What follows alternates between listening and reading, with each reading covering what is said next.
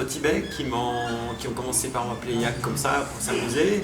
Yak, c'est un animal emblématique du coin. C'est un animal qui a beaucoup d'endurance. Moi j'avais de longs cheveux, la barbe, donc quand un yak il bouge, il est un peu comme ça. Et c'était un peu comme mes cheveux et mes bagages aussi, j'avais un vélo très chargé. Et c'est aussi une tradition d'avoir un surnom comme mère, c'était le cannibale. Après, le vélo, je pense aussi loin que mes souvenirs remontent. Quand j'étais gamin, je bricolais le vélo dans la cave de l'immeuble, mais un peu comme tous les gamins. Et le vélo, ça m'a permis d'agrandir mon rayon d'action. On allait faire des tours, on prenait un pique-nique, on allait au bout du canton de Genève, on était déjà au bout du monde pour nous, on était déjà à la frontière française. On se faisait un feu, on cuisinait, c'était déjà l'aventure. On venait le soir, on avait vécu une journée pleine. Et quand j'étais adolescent, je vivais encore avec mon frère chez ma mère.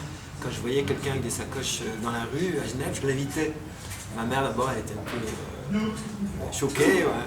Et finalement elle a pris goût, parce qu'on a fait des découvertes de gens qui nous racontaient des histoires.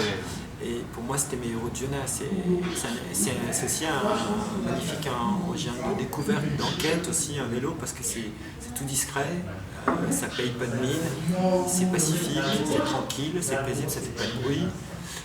C'est aussi un objet métaphorique, parce que ça exprime plein de choses à travers ces cercles, ces triangles. Il y a plein de symboliques sur la vie, sur le fait qu'on a tous expérimenté ça sur un vélo quand on est gamin.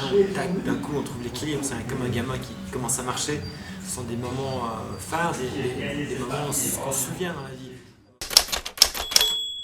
Les premiers longs voyages, ça se mesure en termes d'années. Donc j'étais parti 3 ans. En 88, j'avais 28 ans à l'époque.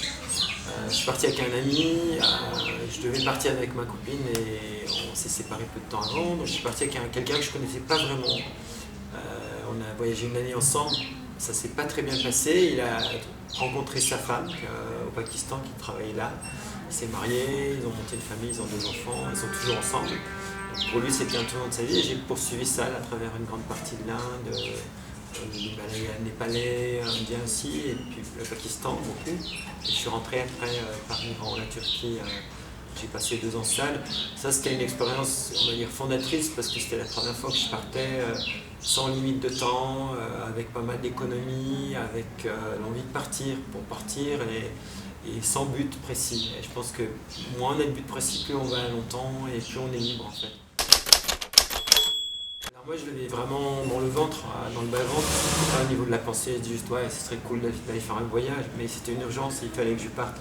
Et c'était quelque chose de très fort que j'avais rêvé à travers de nombreux récits de voyages à vélo, d'autres voyages.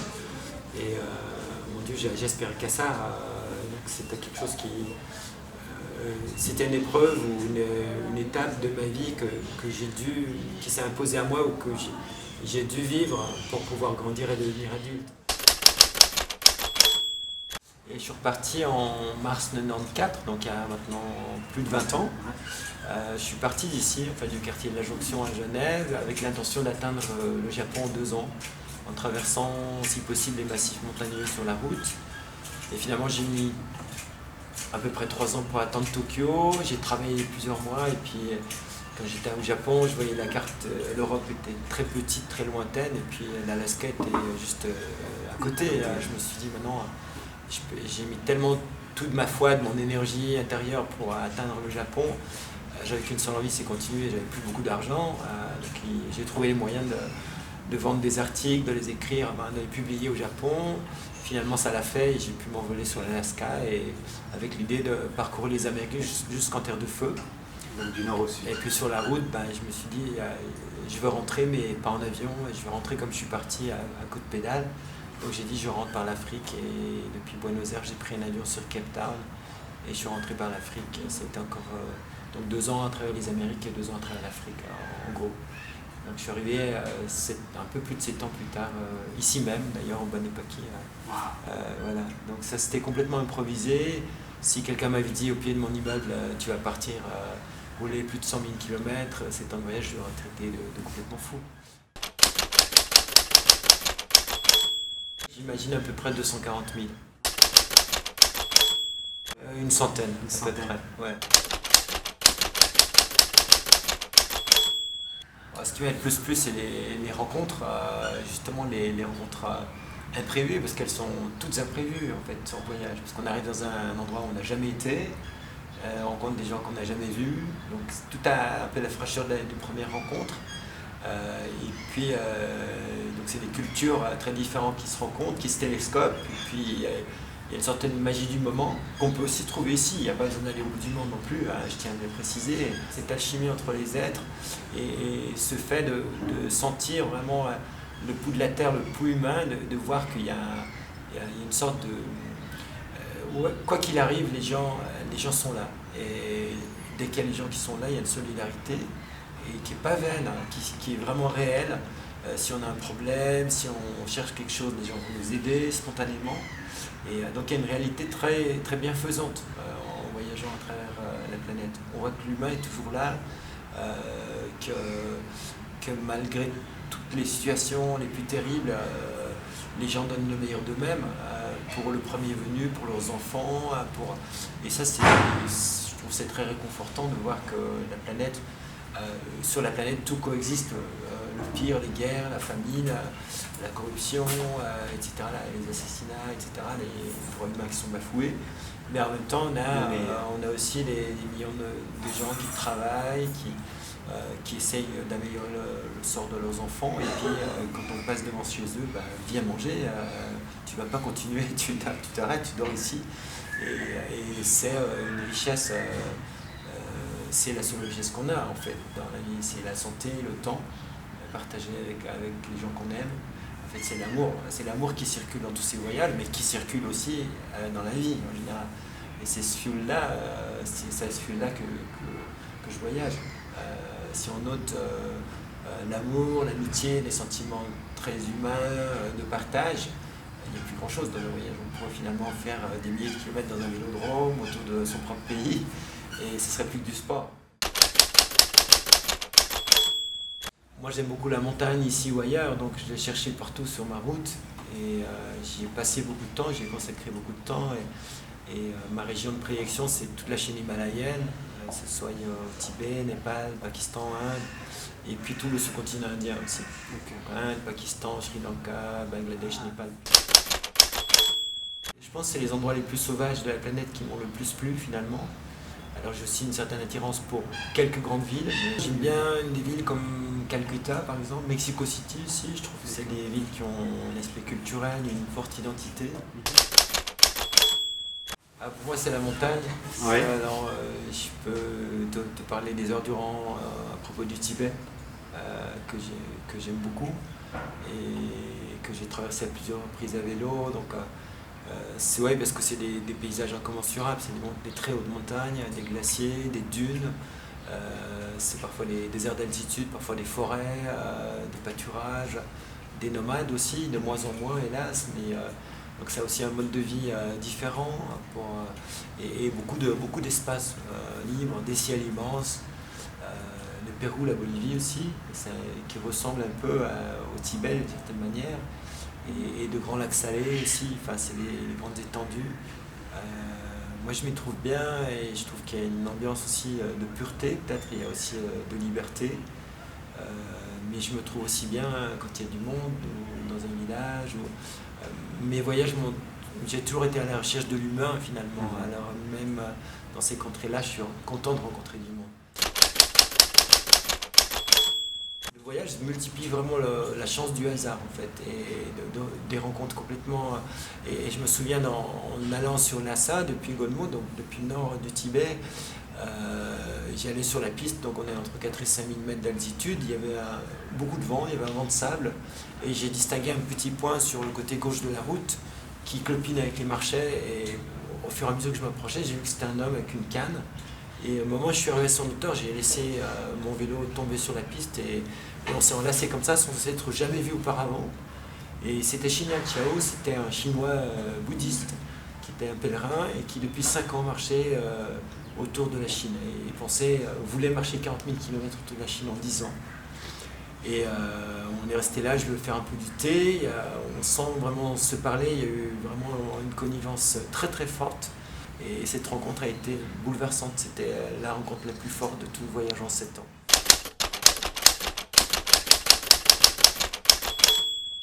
vélo, il n'y a jamais rien qui te pousse, surtout pas le vent. Après, il faut puiser en toi, et puis je pense que dès lors qu'on aime quelque chose, surtout avec passion, les choses sont plus faciles dans la vie. Quelqu'un qui aime peindre, même s'il ne peint pas bien, même s'il gagne mal sa vie, il va peindre jusqu'à la fin de ses jours.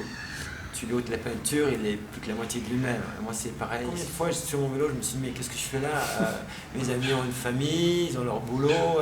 Et je pense que c'est quand on est seul très longtemps et qu'on est très loin de ses racines, qu'on ne peut pas parler sa langue qu'on a appris à la naissance, on se sent très isolé, mais en même temps, c'est des questions existentielles qui font surface dans la vie de chacun. Là, elles apparaissent avec beaucoup plus d'acuité, de force et de douleur parfois, parce qu'on est seul, donc on ne peut pas répondre, on n'a pas de réponse. On apprend à vivre avec, tant bien que mal, avec parfois de la douleur, parfois de la joie d'être seul aussi, mais on apprend aussi que la route, elle soulève beaucoup plus de questions et de poussière qu'elle n'amène de réponses. Donc on se sent encore plus dépourvu. Après un voyage de 7 ans autour du monde, on arrive ici, on a 10 fois plus de questions et on a 10 fois moins de réponses. Alors il n'y a pas de journée typique, il n'y a pas de moyenne de kilomètres, il n'y a rien qui est moyen dans un voyage comme ça.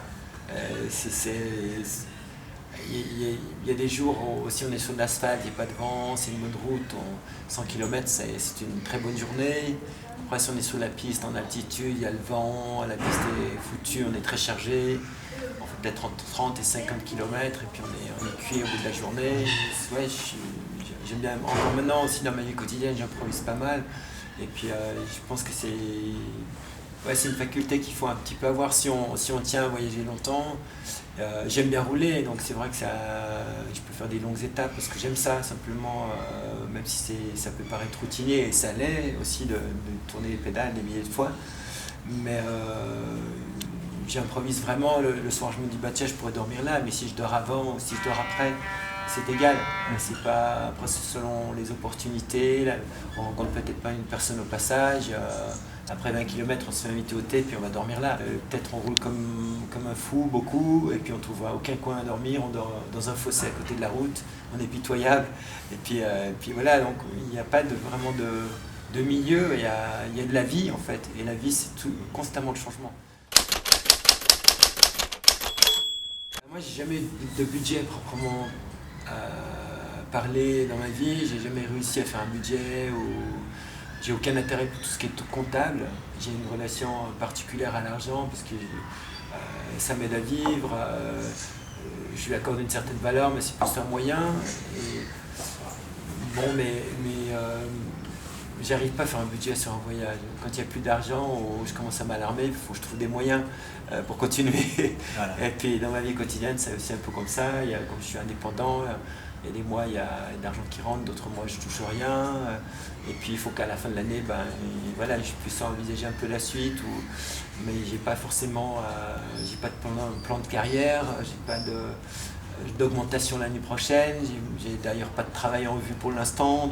Mais ça c'est régulier dans ma vie depuis 25 ans, comme ça. Donc je vis sur ce mode-là où il faut chaque fois monter des projets, trouver de nouvelles idées. Et puis essayer de concrétiser une idée parmi 10 ou plus. Alors, je me suis senti assez déboussolé, perdu, en même temps plein d'énergie.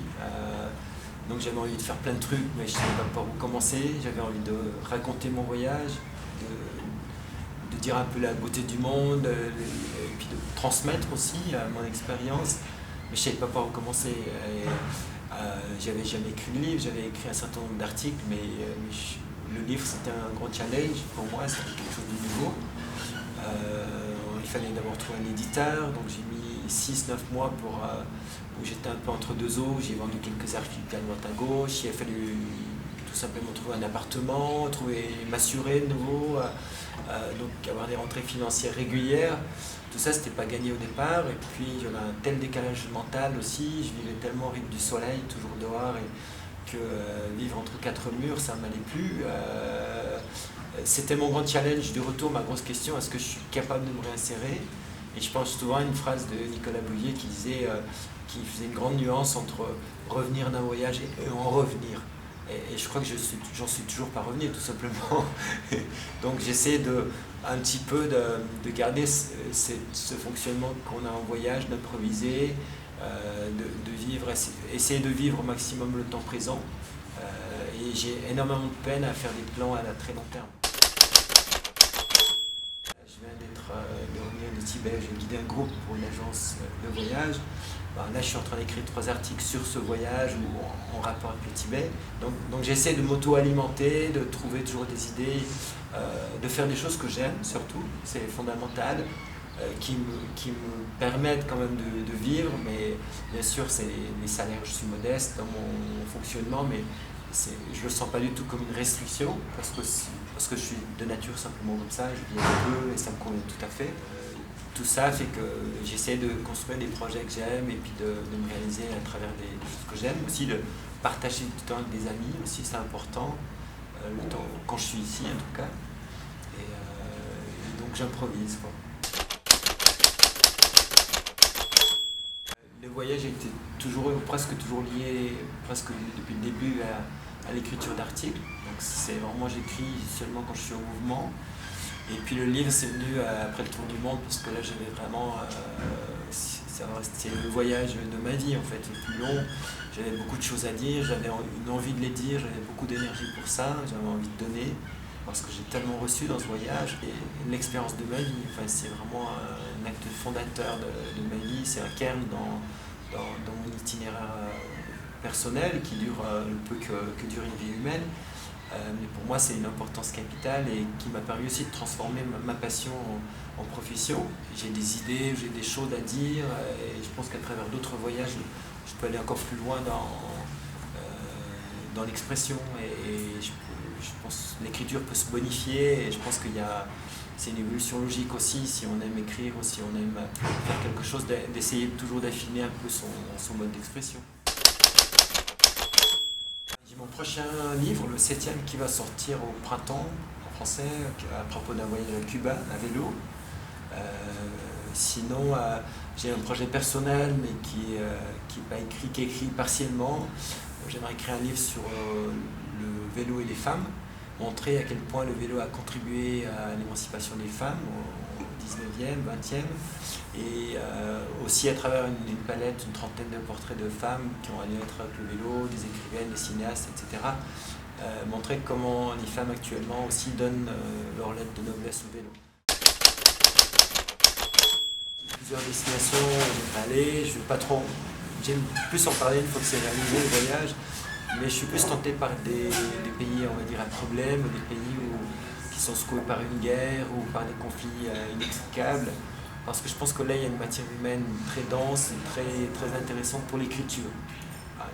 Ce sont des situations assez tragiques, par contre, mais je suis moins tenté par le voyage pour le voyage, parce que j'ai fait et refait ça, j'ai vécu ça à fond. Et puis, je suis jamais non plus parti pour collectionner les pays, et toujours, j'ai pas forcément envie d'aller voir tous les pays du monde. Je partirai plus en voyage avec l'intention ferme de départ d'écrire un livre. Donc l'écriture a pris plus le pas ou la place sur le voyage, le déplacement géographique proprement dit. Mais je pense que je serai toujours là à encourager les gens qui ont envie de faire des choses par leurs propres ailes. Et puis souvent, d'ailleurs je reçois beaucoup de messages, de téléphones, d'emails de jeunes qui veulent partir ou qui aimeraient me rencontrer. Alors je leur dis toujours, si vous passez par Genève, venez manger chez moi, on va boire un verre, un café, ou si tu es loin, tu peux passer une nuit chez moi, il n'y a pas de souci, je t'héberge. Donc j'ai fait ça de multiples fois et je tiens à garder cette porte ouverte. Je pense que c'était important quand on ouvre une porte de ne pas la refermer derrière soi, de la laisser ouverte pour tout le monde.